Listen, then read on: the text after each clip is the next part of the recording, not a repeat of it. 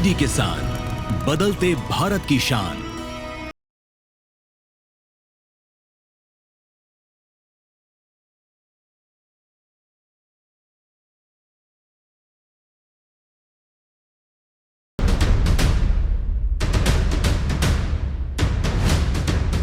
नमस्कार, किसान प्रेस मंच में आप सभी का स्वागत है। मैं हूं आपके साथ हैदर ज़ैदी और इस वक्त हम पहुंचे हैं उत्तर प्रदेश के जनपद बिजनौर के सहसपुर में, जहां आम को लेकर लगातार जो फसलें हैं वो सबसे ज्यादा देखी जाती हैं, चाहे दशहरी की हो चाहे कोई और आम हो, जो यहां सबसे ज्यादा बागबानी करते हुए लोग नजर आते हैं। और इसलिए आज किसान प्रेस मंच का कारवां यहां पहुंचा है। तमाम किसान यहां मंच पर मौजूद हैं और विशेषज्ञ भी हमारे साथ मौजूद हैं। तो सबसे पहले जोरदार तालियों के साथ विशेषज्ञों का स्वागत कीजिए। नमस्कार, मेरा नाम अक्षत देवरा है। मैं देवरा एग्रोटेक इंडस्ट्रीज का एमडी हूँ। नमस्कार किसान भाइयों, डॉक्टर प्रतिमा कृषि विज्ञान केंद्र नगीना उद्यान वैज्ञानिक पद पे कार्यरत हूँ। नमस्कार किसान भाइयों, मेरा नाम मनफूल पटेल है। Headquarter Moradabad insecticide India limited से मैं हूँ। और इतने सारे यहाँ किसान हमारे साथ मौजूद हैं जो बागबानी करते हैं, अपना भी जोरदार तालियों के साथ स्वागत कीजिए। और शुरुआत करेंगे क्योंकि देखिए लगातार किसानों से चर्चा हम करते हैं दूरदर्शन किसान पर, लगातार हर एक मुद्दे पर बातचीत और चर्चाओं का दौर जारी रहता है। और आज भी उसी तरह से सहसपुर हम पहुंचे हैं और हम जानेंगे कि बागबानी को लेकर हमारे किसानों को कितनी जानकारी है और किस तरह से वो बागबानी करते हैं, किस तरह से वो फसलें उगाते हैं आम की, और किस तरह से वो उत्पादन दुगना करते हैं और किस तरह से वो पैसा कमाते हैं। सारी बातें करेंगे, लेकिन शुरुआत करेंगे सबसे पहले, साल के कौन से महीने में आम की फसल लगाना सबसे उचित माना जाता है? यह बहुत आसान सा प्रश्न है जो मैंने आपसे किया है। जल्दी से बताने के लिए हाथ उठाने शुरू कर दीजिए। साल के कौन से महीने में आम की फसल लगाना सबसे उचित माना जाता है? देखिए हाथ आगे से उठा है और इसलिए आगे से शुरुआत कर लेते हैं और जान लेते हैं। क्या नाम है आपका? सरताज सहसपुर। सबसे जो जुलाई के 15 जुलाई से जो है लगाना शुरू किया जाता है और उसके बाद जो है 3 महीने तक लगातार लगाया जाता है। और ये बरसात में ही पेड़ आम का लगाना उचित है। लगाया भी जाता है और खाया भी जाता है। खाते भी खूब है, अब लग रहा है देखने में। चलिए और लोगों से भी जान लेते हैं और लोग भी हमारे साथ मौजूद हैं, इसलिए और लोगों से भी पूछ लेते हैं। कौन से महीने में लगाया जाता है? बताना चाहेगा कोई भी किसान भाई तो हाथ उठा सकता है, बता सकता है कि साल के कौन से महीने में आम की फसल लगाई जाती है और सबसे उचित समय कौन सा होता है? जिसको भी पता है वो हाथ उठा सकता है, बिना देरी किए, बिना डरे, बिना सहमे। देखिए उधर से हाथ उठ गया है और एक किसान भाई से जान लेते हैं। तो आपसे जान लेते हैं, क्या नाम है आपका? मेरा नाम अजीबुद्दीन है जी। ये जो फसल लगती है जुलाई से अगस्त तक लगती है, 3 महीने का समय होता है इसका। भैया ने सही बताया, बिल्कुल जुलाई अगस्त तक लगती है। तो जुलाई अगस्त, देखिए एक और किसान ने बताया कि जुलाई अगस्त से ये फसल लगनी शुरू हो जाती है, लगती है। और भी किसान कोई बताना चाहता है तो जल्दी से हाथ उठाइए, क्योंकि आपको ही यहाँ किसान कब से नवाजना है। और कौन हाथ उठा रहा है? देखिए यहाँ एक युवा किसान ने हाथ उठाया, उनसे भी जान लेते हैं। क्या नाम है आपका? मेरा नाम देवदत्त है। मैं पास के गांव से, राजीपुर मेरा गांव पड़ता है, तो मैं वहीं का रहने वाला हूं। जो आम का बाग लगाया जाता है उसका जो उचित समय होता है वो जून से जुलाई के बीच होता है। जून से जुलाई के बीच में लगाया जाता है। बैठिए देवदत्त। देखिए और भी किसान हैं जो बता सकते हैं किसान कब पा सकते हैं, इसलिए युवा किसान है, बुजुर्ग किसान हैं, तमाम किसान यहाँ हाथ उठा रहे हैं। तो जिसने हाथ उठाया था जल्दी से खड़े हो जाइए। तो देखिए यहाँ इन्होंने, बुजुर्ग किसान है, खड़े हो जाइए। क्या नाम है आपका, बताइए? शाहिद अली सहसपुर जी। ये आम की पौध जो लगती है अगस्त से सितंबर तक, 2 महीने उचित महीने इसके। तो देखिए बहुत सारे किसानों ने जवाब दिया है, लेकिन जवाब किसका सही है ये विशेषज्ञ बताएंगे। और साथ ही ये भी वो बताएंगे कि कौन सा उचित समय होता है जब बागबानी की जाती है, जब फसल लगाई जाती है। देखिए इसमें जो फसल लगाई जाती है, वैसे हमारे भारत की जो जलवायु है, पूरे साल हम खेती कर सकते हैं इसकी और पौधे रोपित कर सकते हैं। जो मेन है वो है वर्षा ऋतु, जून जुलाई। जून में क्या करते हैं कि गड्ढा पहले बनाते हैं, एक मीटर की दूरी पे, एक गुड़े एक लंबाई चौड़ाई गहराई पे हम पहले गड्ढा खोदते हैं और उसको हम 1 महीने तक छोड़ देते हैं खुला। क्यों? क्योंकि उसमें जो कीड़े मकोड़े हैं वो प्राकृतिक तरीके से वो उनका प्रबंधन हो जाए। इसके बाद क्या करते हैं, जो उस गड्ढे की मिट्टी निकालते हैं, उस मिट्टी को, गड्ढे के नीचे वाली मिट्टी को एक तरफ और ऊपर वाली मिट्टी को दूसरी तरफ, ऐसा क्यों करते हैं? क्योंकि नीचे की मिट्टी उपजाऊ होती है और उस मिट्टी के साथ ही हम पोषण प्रबंधन करते हैं। उसमें क्या करते हैं कि गोबर की खाद मिलाकर और उस मिट्टी को जब हम भरते हैं गड्ढे को, तो उसको क्या करते हैं, उसको ऊपर और ऊपर की मिट्टी को नीचे गड्ढे में भरते हैं। इसके बाद जब जून जुलाई आता है तब आप पौधा रोपित कर सकते हैं। जुलाई का सीजन बेस्ट होता है। इसके अलावा भी हम बसंत ऋतु में भी इसकी पौध लगा सकते हैं, लेकिन नौ रोपित पौधे में हमारे यहाँ का थोड़ा टेम्परेचर ज़्यादा हो जाता है। तो ऐसी जगह पे जहाँ पे टेम्परेचर ज़्यादा नहीं है वहाँ पे बसंत ऋतु में भी कर सकते हैं। पानी की व्यवस्था है तो आप बसंत ऋतु में कर सकते हैं, वरना ज़्यादातर किसान जून जुलाई में इसकी खेती और इसके पौधे को रोपित करते हैं। तो मैं ये बताना चाहूँगी, ये भाई साहब का मुझे नाम नहीं पता, येलो टी शर्ट में है, उन्होंने जून जुलाई बताया तो उनका जवाब सही है और ये किसान का उन्हीं के हक में जाता है। देवदत्त आ जाइए, जोरदार तालियां देवदत्त के लिए बजा दीजिए। देखिए युवा किसान हैं और वो कब बाग लगाए जाते हैं, कब फसल लगाई जाती है, वो ये बताने में कामयाब हुए हैं और इसीलिए उन्हें किसान कप और यहाँ माइक्रो राजा से नवाजा जाता है। लीजिए, आपको जोरदार तालियां एक बार फिर से बजा दीजिए क्योंकि इनको दिया जाता है किसान कप और इन्होंने सही जवाब दिया, इसलिए किसान कप से यहां नवाजा जा रहा है। देवदत्त, आपने सही जवाब दिया इसलिए आपको नवाजा गया और इस सिलसिले को हम आगे बढ़ाते हैं। लगातार हम आपसे सवाल पूछते हैं जिसका जवाब आपको यहां देना है और अगर सही जवाब आप देते हैं तो आपको पता है यहां किसान कप से आपको नवाजा जाएगा। तो इसलिए इस सिलसिले को आगे बढ़ाते हुए बिना देरी के एक और सवाल आपकी झोली में हम डालते हैं और जिसका जवाब आप लोगों को देना है। आम की पौध कैसे तैयार कर सकते हैं, ये आपको बताना है। तो जल्दी से बताइए, आम की पौध कैसे तैयार कर सकते हैं? हाथ उठाइए। आगे से हाथ लगातार उठ रहा है, लेकिन मैं उम्मीद करूंगा कि पीछे से भी लोग हाथ उठाएं और बताएं, क्योंकि वो भी बागबानी करते होंगे। अगर यहां मौजूद हैं तो सबसे पहले उनसे यही हम जानने की कोशिश कर रहे हैं कि आम की पौध कैसे तैयार कर सकते हैं, ये आपको बताना है। तो जल्दी से बताइए, आम की पौध कैसे तैयार की जाती है, कैसे उसको तैयार कर सकते हैं और कैसे आप लोग तैयार करते हैं। सबसे बड़ा सवाल यही है, क्योंकि आप लोग तैयार करते होंगे आम की पौध, तो कैसे उसको तैयार करते हैं ये आपको बताना है। तो जल्दी से हाथ उठाइए बिना देरी किए। बुजुर्ग किसान है, नहीं तो मुझे ही आपको उठाना पड़ेगा। जल्दी से शुरुआत आगे से करते हैं। आप खड़े हो जाइए। क्या नाम है आपका? मोहम्मद यूसुफ जी। यूसुफ साहब बताइए। डायरेक्टर हूँ मैं जी। और बाग के बारे में इतने सारे डायरेक्टर हैं आप और छुपे बैठे हैं, बता कुछ नहीं रहे। मेरा सब्जेक्ट नहीं है असल में बागवानी, मैं केले की खेती करता हूँ, उस पर इंटरेस्टेड हूँ। लेकिन जब आप मुझे समय दे रहे हैं तो मैं कुछ बोलना चाहूँगा। हमारे यहाँ पौध बनाने की कला नहीं आती लोगों पर, तो ज़्यादातर लोग मलिहाबाद वगैरह से लाते हैं। आम केला भी होता है? हाँ, आम केला भी होता है। हाँ, उसके बारे में बता दीजिए। हाँ, वो अचार की वैरायटी है जो पकती नहीं है, राम केला। राम केला? हाँ, राम केला अचार के लिए सूटेबल है, उसमें रेशा नहीं होता जी। हाँ, और पकता तो वो है ही नहीं, पकाने पर ही पकेगा, वरना वो डाल पर नहीं पकता। यही उसकी उपयोगिता है। ठीक है, आपके पड़ोसी आप बताना चाह रहे हैं कुछ, जल्दी से खड़े हो जाइए, नाम बताइए और उसके बाद यहाँ पे तो हमारे आसपास क्षेत्र में सिर्फ बरेली है और आपका मलियाबाद है यूपी में। तो मलियाबाद में इस तरह से होता है, जैसे लंगड़े का पेड़ है उसे जो है एक साइड को गिरा दिया जाता है। गिराने के बाद जो है उसके नीचे गुठली लगाई जाती है। गुठली लगाने के बाद उससे जो है उसकी फोंगल जो है वो क्रॉस करके और मतलब आपस में पट्टी बांध देते हैं और जब उसका टाइम होता है उसे काट देते हैं। इस तरह से मलियाबाद में पौध तैयार होती हुई हमने देखी। बैठिए। तो देखिए, मलियाबाद में पौध तैयार होती हुई देखिए इन किसान ने, जो उन्होंने खुद आंखों देखी बताई है, लेकिन और भी किसान बता सकते हैं और इसका जवाब देकर वो किसान कब पा सकते हैं। तो देखिए, हमारे साथ तमाम किसान हैं जो बता सकते हैं कि आम की पौध कैसे तैयार की जाती है, जो हम लगातार पूछ रहे हैं। देखिए, हाथ उठने लगे हैं और भी हाथ उठ रहे हैं, तो उनसे के पास भी आ जाते हैं, उनसे भी जान लेते हैं। जी। मेरा नाम अजय कुमार है और मैं बीज ऑर्गेनिक फार्मर प्रोड्यूसर कंपनी में डायरेक्टर हूँ, चेयरमैन हूँ। ये ग्राफ्टिंग से सबसे बढ़िया आम की पौध तैयार की जाती है।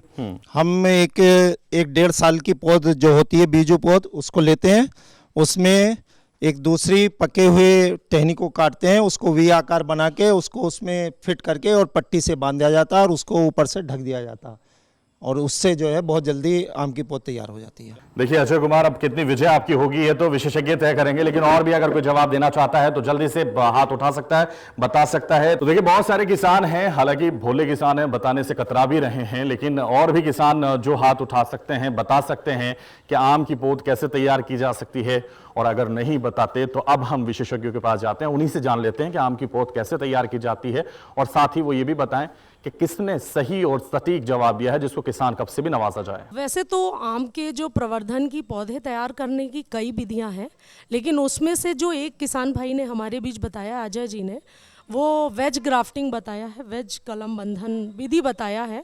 और इसी को लेकर हमारे जितने भी कृषि विज्ञान केंद्र हैं पूरे इस मेरठ के पास, उसके अंदर में हाईटेक हॉर्टिकल्चर, इसीलिए high tech project horticulture nursery establish हुई है, इसी उद्देश्य से कि हमारे किसान भाई ट्रेनिंग ले सकें और पौधे कैसे तैयार किए जाते हैं उससे सीख सकें।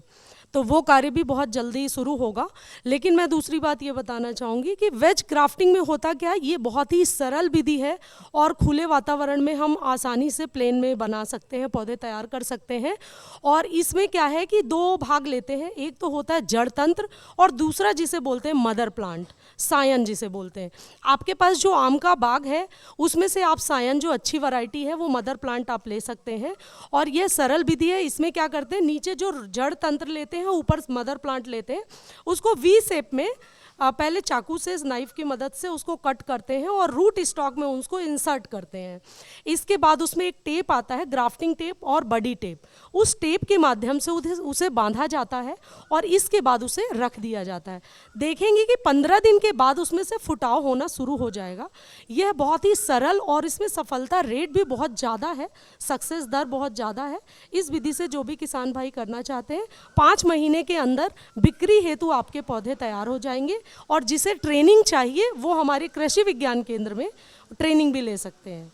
तो इस क्वेश्चन का जो आंसर था वो हमारे बीच अजय जी बैठे हैं बीज ऑर्गेनिक कंपनी से, उन्होंने बहुत ही अच्छा और बहुत ही शानदार प्रश्न का उत्तर दिया है। तो ये किसान का उन्हीं को जाता है। आइए अजय जी, हो गई आपकी विजय। देखिए आपने जवाब दिया और कोशिश करने वालों की कभी हार नहीं होती, इसलिए आपकी जो कोशिश है वो यहाँ कामयाब हुई है और आपको यहाँ किसान कप से नवाजा जाता है। तो लगातार देखिए हम किसान कप से नवाज रहे हैं हमारे किसानों को और लगातार हम चर्चा कर रहे हैं बागबानी के बारे में, और इसलिए हम इस सिलसिले को आगे बढ़ाते हैं और बिना देरी किए एक और सवाल आपसे पूछते हैं। नवरोपित या नए बाग की स्थापना कैसे की जाती है, ये आपको बताना है। नवरोपित या नए बाग की स्थापना आप लोग कैसे करते हैं ये आपको बताना है। इसलिए आपके पास मैं आ रहा हूं और पूछ रहा हूं लगातार, नवरोपित बाग की स्थापना आप लोग कैसे करते हैं वो आपको बताइए कि बाग कैसे शुरू करते हैं आप लोग, बाग कैसे लगाते हैं। नवरोपित या नए बाग की स्थापना आप लोग कैसे करते हैं वो आपको बताना है। तो जल्दी से हाथ उठाइए, बिना देरी किए बताइए कि कैसे आप लोग नए बाग की स्थापना करते हैं। सबसे पहले शुरुआत यहीं से। सरताज शेषपुर, ये जो है पेड़ लगाने के पहले गड्ढा खोद दिया जाता है और दशहरी का पेड़ जो है 35 से 40 फीट 45 फीट तक लगाया जाता है। और लंगड़ा जो है ये 50 से 55-60 फीट की दूरी पे मतलब पेड़ से पेड़ लगाया जाता है। और पेड़ इस तरह से लगे, पेड़ बाग लगे और आपस में ना लड़े। ठीक है, बैठिए। तो देखिए सरताज हर बार कोशिश कर रहे हैं, किसान हैं और लगातार बता रहे हैं कि वो किस तरह से अपने नए बाग को लगाते हैं, लेकिन और भी लोग हैं जो बाग लगाते हैं। आप खड़े हो जाइए। क्या नाम है आपका? नसीम अहमद जी। सर, इसमें जब बाग का वो करते हैं तो गड्ढे की खुदाई कम से कम 1 फीट गहरा गड्ढा खोद के उसमें गोबर मिला देते हैं, 2-3 दिन के लिए उसे छोड़ देते हैं जिससे उसका मिट्टी का मिक्सिंग सही हो जाए गोबर का। उसके बाद उसकी डिस्टेंस देखते हैं कि इस पेड़ से उस पेड़ की दूरी कितनी होती है, जिससे बड़ा पेड़ होने के बाद में वो आपस में मिल ना पाए, जिससे फल की पैदावार कम होती है और पेड़ सही करके चलता नहीं है, वो उसकी प्रोडक्शन में भी रुकावट बनता है आगे चल के। तो कम से कम 20-25 फीट जितनी डिस्टेंस रखेंगे उतने पेड़ बड़ा होकर जाएगा, जिससे प्रोडक्शन ज़्यादा से ज़्यादा होगी इसकी। ठीक है, तो इस तरह से आप बाग लगाते हैं। तो देखिए बैठिए, और भी किसान बता सकते हैं, समझा सकते हैं कि कैसे वो बाग लगाते हैं। नवरोपित बागों की स्थापना वो कैसे करते हैं ये वो बता सकते हैं। देखिए आगे से हाथ उठाए देवदत्त, हालांकि आप बार बार हाथ उठा रहे हैं, देवदत्त से भी जान लेते हैं। हालांकि वो किसान का पहले ही पा चुके हैं, दोबारा नहीं मिलेगा आपको। जल्दी से खड़े हो जाइए, बता दीजिए। आम के जो पेड़ होते हैं उनको एक समतल भूमि में लगाना चाहिए हमको, और उनके गड्ढों की तैयारी हमें 1 माह बरसात से पहले कर लेनी चाहिए। और पौधे से पौधे की दूरी जो होती है वो 10 मीटर से लगा करके 12 मीटर तक की दूरी होती है, जिससे कि हमारे पेड़ आपस में न टकराएं और जो फल है हमें अधिक से अधिक मात्रा में प्राप्त हो।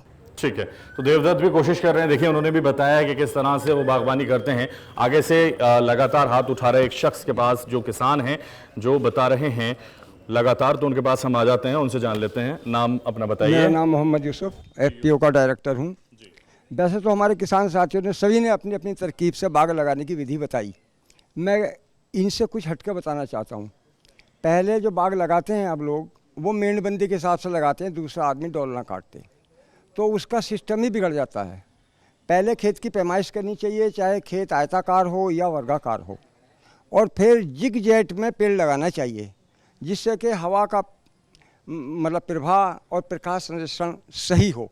क्योंकि हमारे यहाँ सूर्य देवता जो है दक्षिणायन में ज़्यादा दिखते हैं, तो प्रकाश दक्षिण से आता है, तो फासला उत्तर दक्षिण का ज़्यादा होना चाहिए, तो उससे फलत पर असर पड़ता है। हवा के प्रवाह से कोई पेड़ टूटता नहीं, और सब तरफ से जुताई और सब तरफ से देखेंगे तो आपको लाइनिंग मिलेगी जब जिग जैट से लगाएंगे। पौधे कम लगेंगे, पैदावार अधिक होगी और हमारी लागत उसमें कम आएगी। ठीक है, ये सबसे बेहतर तरीका जो मैंने अब तक समझा है वो मेरी समझ में आता है।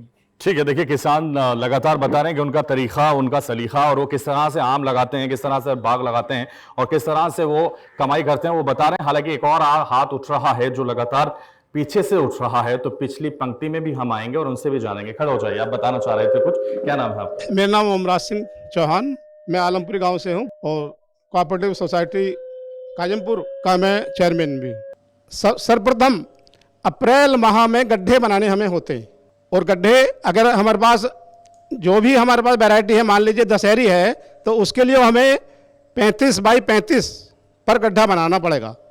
और अगर ये लंगड़ा है, चौसा है, उसके लिए हमें 45 फुट पर गड्ढा बनाना पड़ेगा उत्तम फसल लेने के लिए।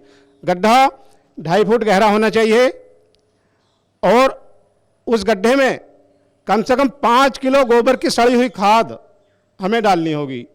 उसके साथ साथ हमें एक उसमें फंजीसाइड भी देना होगा, एक इंसेक्टिसाइड भी उसमें डालना होगा, और उसकी हमें जब तक वर्षा नहीं हो रही कम से कम 2 बार उसकी गुड़ाई भी कर देनी चाहिए, और अगर बेहतर हो तो 1 आध बार उसमें पानी भी हमें लगा देना चाहिए। जब बरसात शुरू हो जाए तब अगस्त में हमें पौध मिलती है, अगस्त से पहले हमें पौध नहीं मिल पाती, क्योंकि हमारे यहाँ पौध तैयार नहीं होती है, मलियाबाद से सब पौध आती, तो हमें 15 अगस्त तक हर हालत में वो पौध उसमें रोप देनी चाहिए। ठीक है ओमराज जी, देखिए अब ओम कितना काम करता है, हालांकि सब कुछ ओम पे निर्भर है, और यहाँ जो विशेषज्ञ हैं मैं उनके पास जाऊंगा और उनसे कहूंगा कि वो बताएं किसने सही जवाब दिया है और कौन है किसान कब का हकदार, और साथ ही वो ये भी बताएं कि नवरोपित और नए बाग की स्थापना कैसे करें। देखिए, नवरोपित नए बाग की स्थापना, जैसा अभी एक हमारे किसान भाई हैं, ओमराज जी नाम है, इन्होंने सही उत्तर दिया है कुछ हद तक। और जून में, जैसा मैंने पहले भी बताया था कि जून में आपको गड्ढा 1-1 मीटर, एक गुड़े 1 मीटर की दूरी पे आपको लंबाई चौड़ाई गहराई से गड्ढा बनाना है, जून में 1 माह पहले, और आपको जुलाई में पौधे को रोपित करना है। ठीक है, रोपित करने के बाद भी पौधे की देखरेख आपको करना पड़ेगा। जब आप रोपित कर रहे हैं तो उसमें ये देखें कि 1 साल का पौधा है तो 100 ग्राम नाइट्रोजन, 50 ग्राम फास्फोरस और 100 ग्राम पोटास। यदि वो 10 साल का पौधा है तो आपको उसी के अकॉर्डिंग खाद 1000 यानी 1 किलो नाइट्रोजन, आधा किलो फास्फोरस और 1 किलो पोटास प्रति पौधा देना चाहिए, और गोबर की खाद 5 से 10 किलो आपको मिला के देना चाहिए। दूसरा, जब आप प्रजातियों का चुनाव करते हैं तो प्रजातियों में ये ध्यान दीजिएगा, यहाँ पर दशहरी, लंगड़ा, चौसा और आपका आम्रपाली, ये वैरायटीज़ देखने को मिलती है, लेकिन कुछ जब प्रजातियों का चुनाव करिए तो आप हट के भी करिए, उसमें कुछ रंग वाली भी वैरायटीज़ ऐड करिए, क्योंकि कोई भी वैरायटी क्यों ना कितनी अच्छी हो, लेकिन उसे एक साथ नहीं लगाते जब भी हम, क्योंकि जो ये बाग लगाने की स्थापना ये लॉन्ग टाइम इन्वेस्टमेंट है। अगर प्रारंभिक में अगर कोई भी गलती हो गई तो लास्ट तक भुगतना पड़ता है। तो उसकी दूरी देखिए, उसका डिस्टेंस देखिए, उसका डायरेक्शन देखिए। डायरेक्शन मतलब है आप पंक्ति से पंक्ति की दूरी, और उसका डायरेक्शन उत्तर से दक्षिण होना चाहिए। यूसुफ भाई ने बताया अभी उत्तर से दक्षिण में क्या होगा, सूरज की रोशनी प्रॉपर मिलेगी। उसमें ये देखिए कि 5 से 6 मीटर की दूरी पंक्ति से पंक्ति की दूरी हो, ताकि कर्षण क्रियाएं, जो भी ट्रैक्टर वगैरह आवागमन का रास्ता है वो सही से कोई भी पौधे को डिस्टर्ब ना करे। ये चीज़ें आपको देखना है। दूसरा, प्रजाति का चुनाव। प्रजातियों में अलग अलग शीघ्र वैरायटी जो जल्दी पकती है उससे आपको प्रॉफिट होगा, मध्यम जो बीच में पकती हैं, इसके बाद जो लेट में पकती है, ऐसा करने से क्या होगा, आपको प्रॉफिट रेगुलर मिलता रहेगा। ये नहीं होगा कि एक ही समय में आपका चौसा तैयार है और मार्केट में 15 रुपए किलो बिक गया। उससे क्या होगा, आप रंग वाली वैरायटी भी ऐड करेंगे, जैसे आम्रपाली है, अंबिका है, अर्णिका है, तो ये वैरायटीज़ अभी हमारे केंद्र में मिलने भी लगेंगी। आपको ट्रेनिंग चाहिए, ट्रेनिंग भी मिलने लगेगी, तो आप ये वैरायटीज़ की ट्रेनिंग लेकर और इस पौधे को भी आप लगाकर और पूरा आप प्रबंधन अच्छे से खाद पानी का देकर और फिर आप नए बाग की स्थापना कर सकते हैं। तो इसका जो आंसर था, ओमकार जी ने बहुत ही सुंदर, इनकी प्रस्तुति बहुत ही अच्छा आंसर था। ये किसान कप का के हकदार यही बनते हैं। आइए ओम जी, देखिए ओम हो गया और आपका नंबर आ गया है, आपको दिया जाता है किसान कप और यहाँ आपको नवाजा जाता है किसान कप से, साथ ही आपको ये भी दिया जाता है बायो फर्टिलाइजर और इससे भी आपको नवाजा जाता है। जोरदार तालियां के लिए बजा दीजिए। बहुत शुक्रिया, सही जवाब आपने दिया और इसलिए किसान कप के हकदार आप बने और इस सिलसिले को हम आगे बढ़ाएंगे, लेकिन यहां रुकेंगे एक छोटे से ब्रेक के लिए। फौरन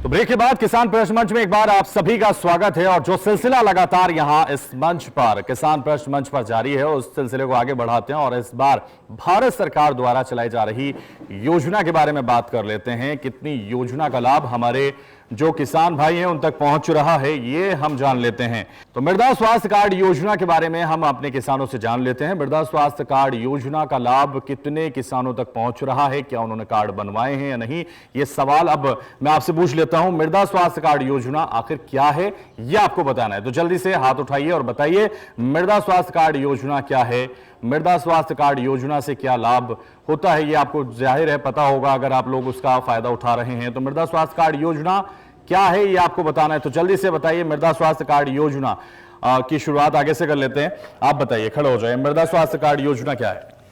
मृदा कार्ड योजना से ये फ़ायदा है कि हमारी ज़मीन के अंदर किन किन तत्वों की कमी है, हम उन्हीं को इस्तेमाल करेंगे तो हमारा एक्स्ट्रा खर्च बच जाता है और हमें रिजल्ट भी बढ़िया मिलते हैं। हमने जो ज़मीन टेस्ट कराई थी देवरा जी के यहाँ, तो उसका रिजल्ट अच्छा आया। तो हम जो नई फसल बोते हैं उसी के अकॉर्डिंग हम उसको टेस्ट कराते हैं और उसमें हमें पैसे भी कम लगते हैं, क्योंकि हमें एफपीओ की वजह। मृदा स्वास्थ्य कार्ड योजना का कार्ड आपने बनवाया? वो बनवाया तो नहीं, लेकिन अब बनवाएंगे। अभी हमें उसकी जानकारी नहीं, तो डायरेक्ट ही टेस्ट करा लेते थे। ठीक है, बैठिए। और भी किसान हैं जो बताना चाह रहे हैं, उनसे पूछ लेते हैं। मृदा स्वास्थ्य कार्ड योजना आखिर क्या योजना है, भारत सरकार की तरफ से ये योजना चलाई जा रही है, खड़े हो जाइए, क्या है ये योजना बताइए। सर, मेरा नाम अजय कुमार है, मैं बीज ऑर्गेनिक फार्मर प्रोड्यूसर कंपनी का अध्यक्ष भी हूँ। जिस समय ये फर्टिलाइज़र का युग आया तो लोगों ने अंधाधुंध फर्टिलाइज़रों का प्रयोग किया है, जिससे हमारी भूमि जो है रोग ग्रस्त हो गई है। जिस तरह से हम अपना स्वास्थ्य चेकअप कराने के लिए जाते हैं और डॉक्टर हमें अलग अलग स्वास्थ्य के लिए चेकअप के लिए भेजता है, इसी तरह से हमारी ज़मीन का, भूमि का भी जो है एक चेकअप होना अनिवार्य है, जिससे हमें पता चल जाता है कि हमारी भूमि में किन तत्वों की कमी है। और ये भारत सरकार द्वारा जो है निःशुल्क भी कराई गई है। अभी हमारी शुआरा में डॉक्टर विनीत जी के बेटे हैं अक्षत देवरा जी, ये इनके यहाँ पे 400 रुपये में सैंपल लिया जा रहा है। तो ये योजना जो है किसानों के लिए बहुत महत्वपूर्ण है और सरकार द्वारा भी फ्री में की जा रही है। ठीक है, तो देखिए मृदा स्वास्थ्य कार्ड योजना के बारे में लगातार हम आपसे पूछ रहे हैं और आप बता रहे हैं, इसलिए और भी किसान हैं। मृदा स्वास्थ्य कार्ड योजना आखिर क्या योजना है, लगातार वही लोग बता रहे हैं जो पहले किसान कप के हकदार बन चुके हैं। बताइए, क्या नाम है आपका? मेरा नाम देवदत्त कुमार है। देवदत्त, बताइए। मृदा कार्ड योजना की जो शुरुआत हुई थी फरवरी 2015 में हुई थी, भारत सरकार के द्वारा की गई, किसानों के हित के लिए की गई थी।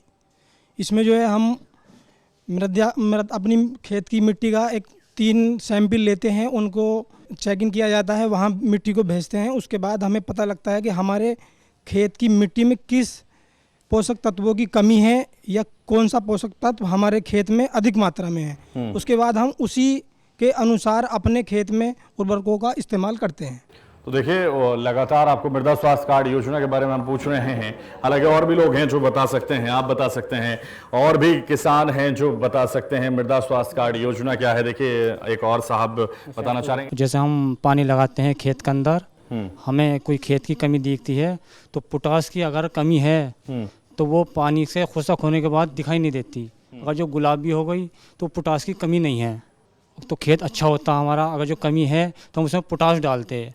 अच्छा, जो खेत में इन्फेक्शन होता है किसी तरह का, उसमें होता है बोरोन की कमी, हम उसमें बोरोन 2 किलो बीघा की डाल देते हैं, वो इन्फेक्शन ख़त्म हो जाता है।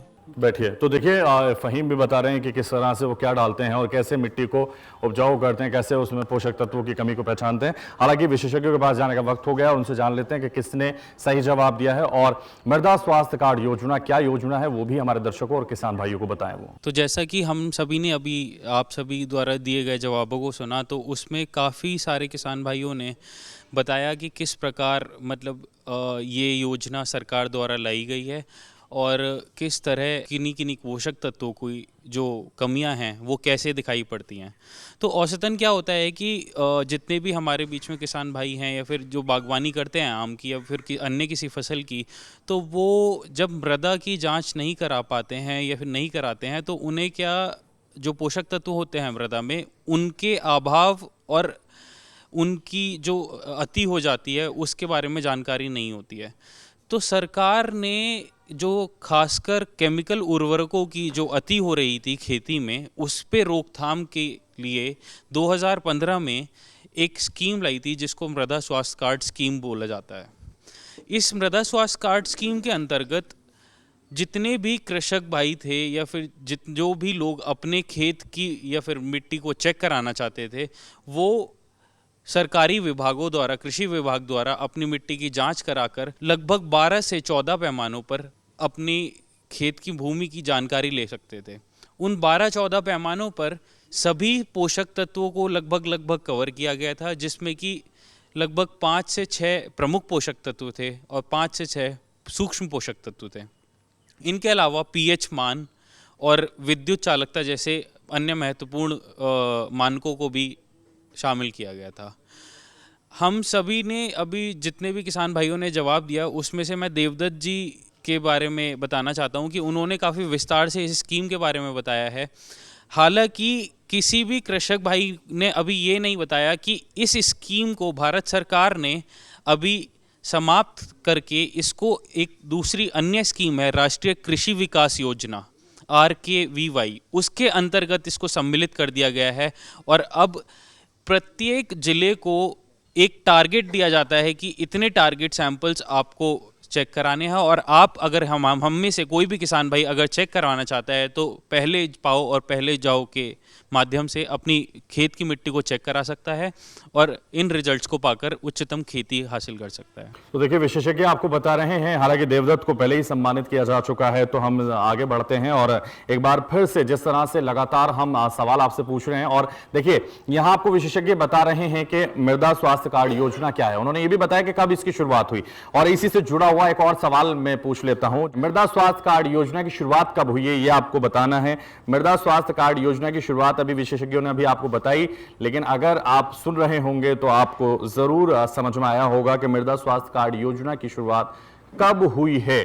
मृदा स्वास्थ्य कार्ड योजना की शुरुआत कब हुई है ये आपको बताना है। जल्दी से हाथ उठाइए और बताइए। देखिए अभी यहां विशेषज्ञों ने भी आपको बताया कि मृदा स्वास्थ्य कार्ड योजना की शुरुआत कब हुई है। देखिए ये मुस्कुरा रहे हैं, इसका मतलब इन्होंने नकल कर ली है, तो इनसे पूछ लेते हैं। चलिए खड़े हो जाइए। क्या नाम है आपका? ओम प्रकाश। ओम प्रकाश जी बताइए। 15 में 15 में जी, मतलब 2015 जी।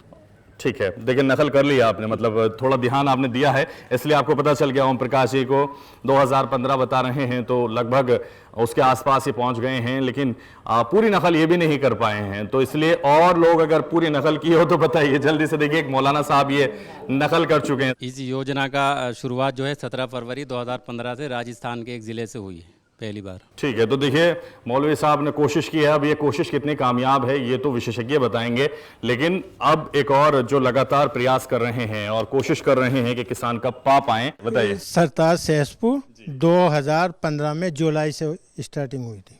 ठीक है, तो देखिए ये नकल भी कामयाब लग नहीं रही विशेषज्ञों के चेहरों से।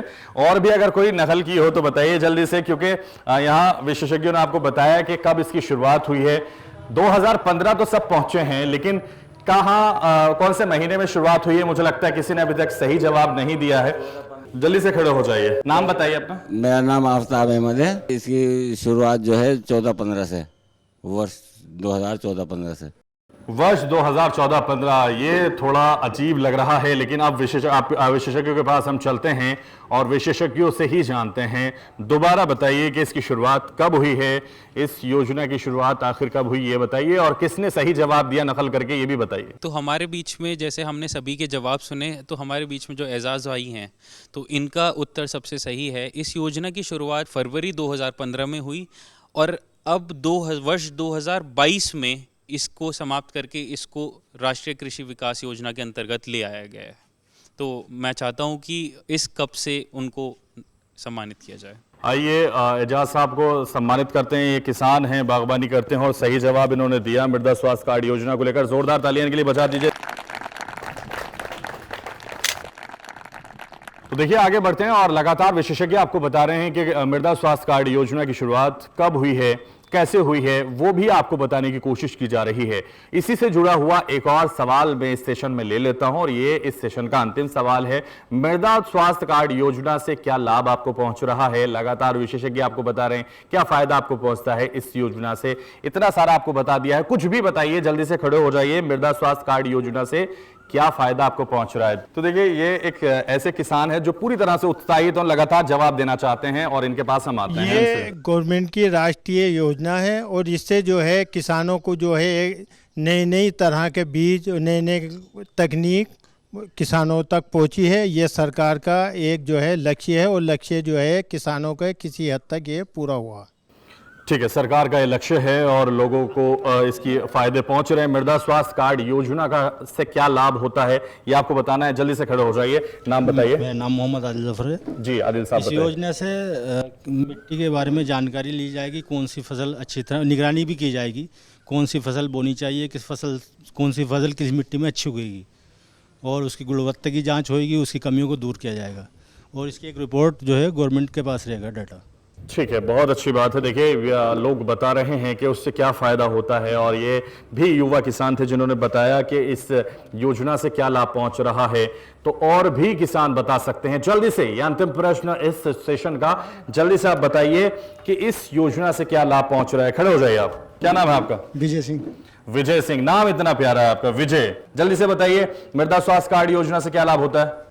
लाभ हमें तो वो किसान वाले पैसे भी ना मिल रहे, जो भी नहीं मिल रहा, जो भी अब, लेकिन मृदा स्वास्थ्य कार्ड योजना के बारे में बताइए। फिलहाल कोई लाभ नहीं होता उससे? कोई लाभ ना हो।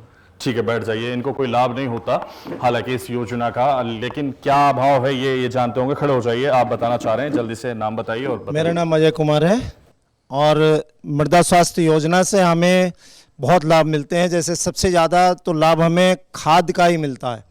हम अपने खेतों में बिना जांच कराए अंधाधुंध रासायनिक यूरिया डाले हैं जिनकी कीमतें बहुत महंगी हैं। जब हम अपना सॉइल टेस्टिंग कराते हैं तो उसमें जिस तत्व की हमें कमी होती है उसी के अनुसार खाद डालने में मदद मिलती है।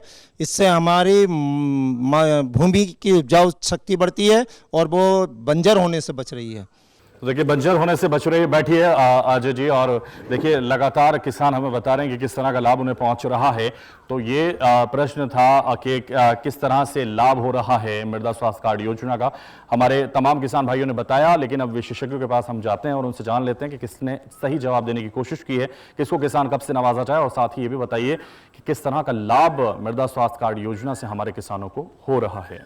तो जैसा कि हम सभी इस सवाल पे चर्चा कर रहे थे कि किस प्रकार के लाभ मृदा स्वास्थ्य कार्ड योजना के तहत किसानों तक पहुंचाए गए हैं, तो हमारे बीच में सबसे सटीक जवाब जो है वो अजय जी ने दिया है और उन्होंने विस्तार से बताया है कि किस तरह ये योजना किसानों को फ़ायदा पहुंचा रही है। एक एक्सपर्ट के रूप में मैं आप सभी को बताना चाहूँगा, सबसे पहली चीज़, इस योजना के अंतर्गत सरकार द्वारा जो सैंपलों की जांच की गई है वो एक निःशुल्क तौर पे की गई है, जिसमें आपका किसान की कोई लागत बढ़ाई नहीं गई है उसमें। दूसरी चीज़ ये है कि यह जांच कराने से आपको जो हम अनुमान से जो उर्वरक डाल रहे हैं, जो केमिकल खाद डाल रहे हैं, उससे क्या हो रहा है कि मृदा में जो रहने वाले जीवाणु हैं उनकी मृत्यु हो रही है, वो बहुत तेज़ी से मर रहे हैं। तो उससे हमारी जो उर्वरा शक्ति है मिट्टी की वो ख़त्म होती जा रही है। तो उससे क्या हो रहा है कि जब हम जांच कराते हैं तो जांच कराने से हमें मृदा की ज़रूरतों के हिसाब का पता चलता है कि फला पोषक तत्वों की इतनी ज़रूरत है, और अगर उतनी ही मात्रा में आप अगर वो पोषक तत्व डालेंगे तो जो जिस मात्रा से या जिस तेज़ी से वो जीवाणुओं की हत्या की जा रही है उसको रोका जा सकता है, और आपकी उर्वरा शक्ति को मतलब गिरने से तो बचाया ही जा सकता है। लगभग हम समतल रेट से चल सकते हैं आगे। तो यही मतलब कुछ हमारे वो हैं जो फ़ायदे हैं जो इस योजना के तहत किसानों तक बताए जा रहे हैं। तो विशेषज्ञ लगातार आपको बता रहे थे कि मृदा स्वास्थ्य कार्ड योजना से क्या लाभ आपको पहुंच रहा है, लगातार उन्होंने बताया, और तमाम दर्शकों के काम आने के लिए ये काफ़ी जानकारी आपको लगातार दी जा रही है। हम आगे बढ़ेंगे और एक और सेशन लेकर आएंगे आपके लिए, इस सिलसिले को आगे बढ़ाएंगे, लेकिन यहाँ रुकेंगे एक छोटे से ब्रेक के लिए।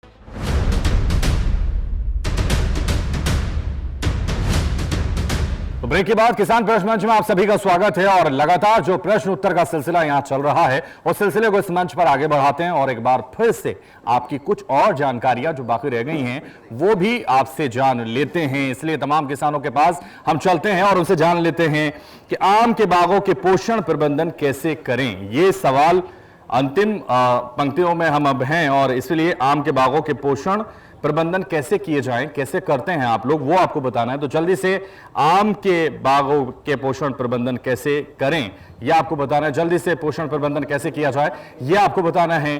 तो जल्दी से आप बताइए आम के बागों के पोषण प्रबंधन कैसे किए जाते हैं।